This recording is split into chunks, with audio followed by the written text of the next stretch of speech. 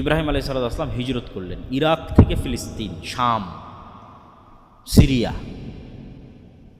আজকের ফিলিস্তিন এবং আজকের সিরিয়া এক নামেই পরিচিত, সেই নামটা হচ্ছে শাম। শামে হিজরত করলেন, ফিলিস্তিনে হিজরত করলেন। এই জন্য মুহাম্মদ সাল্লাল্লাহু আলাইহি ওয়াসাল্লাম বলেছেন, কিয়ামতের পূর্ব মুহূর্তে হক থাকবে কোথায়? যেখানে আমার পিতা ইব্রাহিম হিজরত করে গেছিলেন।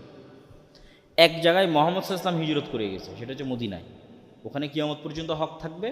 আর এক জায়গায় মুহাম্মদ সাল্লাল্লাহু আলাইহি ওয়াসাল্লামের পিতা ইব্রাহিম আলাইহিস সালাম হিজরত করেছেন শাম, ওখানে কিয়ামত পর্যন্ত হক থাকবে এবং হকের অনুসারীরা থাকবে, আজও আছে।